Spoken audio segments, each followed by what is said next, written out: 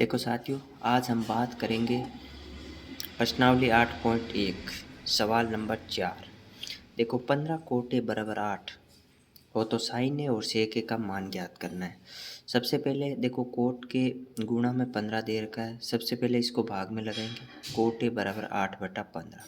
Coat का सूत्र होता है आधार बटा लंब। और त्रिभुज बनाएंगे। अब ए बी सी एक त्रिभुज बना लिया। देखो कोण ए तो आधार होगा ये और लंब हो गया ये और कर्ण हो गया ये। आधार का मान 8 हो गया और लंब का मान हो गया 15। अब हम अपन को एक सबसे बड़ी भुजा कर्ण AC निकालना है। AC का मान निकालने के लिए क्या पाइथागोरस प्रमेय लगाएंगे। AC का स्क्वायर बराबर AB का स्क्वायर प्लस BC का स्क्वायर। AC का स्क्वायर बराबर AB का मान दे रखा है 8 का स्क्वायर प्लस BC का मान 15 दे रखा है 15 का स्क्वायर। AC का स्क्वायर 8 का स्क्वायर 64 प्लस 15 का स्क्वायर 225। 64 और 225 289। अब देखो इधर की साइड से स्क्वायर हटाएंगे और रूट लगाएंगे। देखो 289 किसका वर्गमूल होता है। 289 का वर्गमूल 17 इंटू 17 लिख सकते हैं। AC बराबर 17।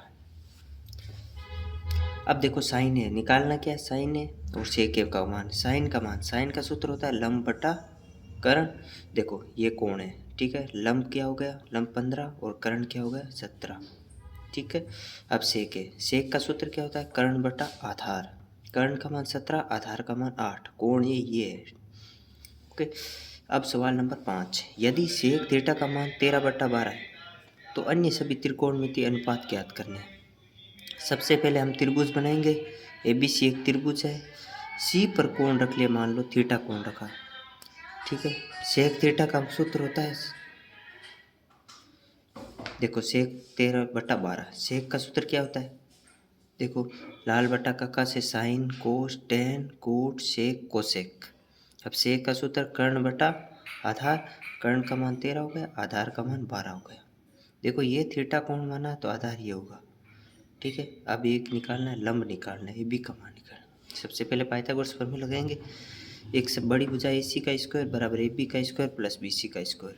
AC का मान 13 है 13 का स्क्वायर। AB का मान 5 AB का स्क्वायर प्लस BC का मान हो गया 12 AB का स्क्वायर। पक्षांश संख्या एक साइड पक्षांतर है। 13 का स्क्वायर 169 माइनस 12 का स्क्वायर 144।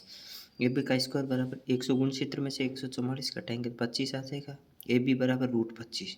√25 का मान 5 होता है। साइन का मान साइन क्या होता है साइन सीधा ये वाला लंब बटा कर्ण 5/13 कोस ये 12/13 मतलब आधार बटा कर्ण। टेन क्या हो जाएगा ये 5/12 लंब बटा आधार। अब कोट का सूत्र क्या होता है आधार बटा लंब। आधार 12 लंब टेन का उल्टा। और सेक दे रखा है कोसेक का उल्टा क्या होता है कोसेक कर्ण बटा लंब। कर्ण का मान 13 हो गया लंब का मान 5 हो गया। ऐसे हो गया ठीक है ओके।